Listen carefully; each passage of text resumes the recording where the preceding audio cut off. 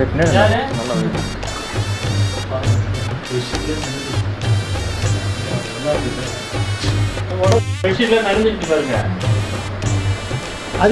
வந்துட்டாங்க சார். நீங்க யாரா இருக்கீங்க? எங்க அவங்க எங்க நாகப்பட்டினமா? சார் நீங்க உங்களுக்கு இதை ஸ்கூல்ல தக்க வைக்கிறோம்.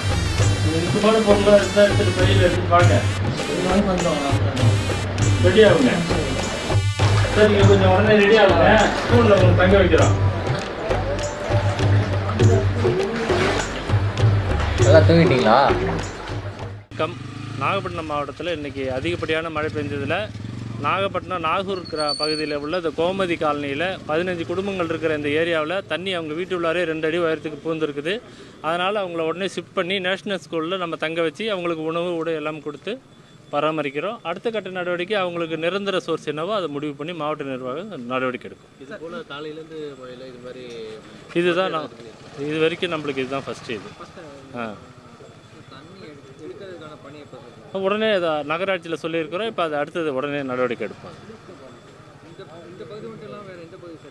நம்மளுக்கு இது ஒன்று, சம்பா தோட்டம் ஒன்று, இந்த வள்ளியம்மை நகர் ஒன்று. அது ரெண்டுலையுமே தண்ணி பம்ப் பண்ணால் போதும். வீட்டுக்குள்ளார தண்ணி போகலை. அந்த இஷ்யூ ரொம்ப பெருசாக இருக்குது. இந்த கோமதி காலனி மட்டும்தான். இது இப்போ உடனே அவங்கள ஷிஃப்ட் பண்ணிடுறோம். இதில் கழிவு நீர் எதுவும் இல்லை, மழை நீர் தான். இப்போ நேஷ்னல் ஸ்கூல் நம்ம இப்போ இவங்களுக்கு தங்க வைக்கிறோம். அது இல்லாமல் அந்தந்த ஏரியாவில் எல்லா ஸ்கூலுமே தயார் நிலையில் தான் இருக்குது. நாகப்பட்டினம் ஸ்கூலில் எல்லா வில்லேஜிலும் அந்தந்த ஏரியாவுக்குள்ள ஸ்கூலை தயார் நிலையில் வச்சுருக்கோம். அவங்களும் வந்துட்டுருக்குறாங்க. தேவைன்னா நம்ம யூஸ் பண்ணிக்கலாம். இது வரைக்கும் இல்லை, யாருமே உதவி பண்ணது கிடையாது இது வரைக்கும். தெரிஞ்சா எங்களுக்கு கஞ்சியோ கீரையோ குடிக்கிறோம், அப்படியே உழுந்து படுத்துக்கிறோம். இல்லாட்டி நாக்காலில் போட்டு நாக்காலில் உட்காந்துக்கிறோம். அவ்வளோதான் எங்களால் முடியும். வேறு ஒன்றும் செய்ய முடியாது எங்களால். கேட்குறவங்க கேட்டு பார்த்தாச்சு, கெஞ்சு பார்த்தாச்சு. யாரும் உதவி செய்கிற மாதிரி வர கிடையாது. என்னத்தை பேச சொல்கிறீங்க? ஒன்றும் பேசுறதுக்கு ஒன்றுமே தெரியல. எப்படி பேசுறதுன்னு தெரியல எனக்கு. நிறைய இதெல்லாம் 2வது 3வது ஃப்ரிட்ஜ் வாங்கி போட்டிருக்கோங்க. லோன் எடுத்து வாங்கி கஷ்டப்பட்டு லோன் எடுத்து வாங்கி போட்டிருக்கோம். இது 3வது ஃப்ரிட்ஜ் எங்கள் வீட்டில் வைக்கிறது. வந்த 15 வருஷத்துக்கு 4வது வாஷிங் மிஷின் வாங்கி போட்டிருக்கேன். ஏன்னா எங்களுக்கு உடம்பு சரியில்லைன்னு சொல்லிட்டு. ஏன்னா இப்போ கட்டி தான் ஊற்றி வச்சுக்கிறேன் மேலே. இல்லைன்னா அதுவும் வீணாக போயிருக்கும். மறு வருஷமே வீணாக போயிடும். என்ன தீர்வு? என்ன அவங்க என்ன செய்கிறாங்களோ செய்யட்டும். அதை பற்றி எங்களுக்கு என்ன ஆகுது? சொல்கிறதுக்குலாம் ஒன்றும் இல்லைங்கண்ணே. எங்களுக்கு எவ்வளோ டேமேஜ் ஆகி நாங்கள் கஷ்டப்படுறோம், பிழைக்கிறோம். இதை சேர்த்து வச்சு வீட்டுக்கு தேவைப்பட சாமானை வாங்குகிறோம். அப்படி தான் போகுது பொழப்பு எங்கட. இதில் என்ன இருக்குது? சொல்கிறதுக்கு என்ன இருக்குது? யாரும் இது வரைக்கும் எனக்கு முன் வரல. இது மாத உதவி கூட எங்களுக்கு கிடையாது தம்பி. நாங்கள் அவ்வளோ தூரத்துக்கு கஷ்டப்படுறோம். மாத உதவி கூட எங்களுக்கு கிடையாது.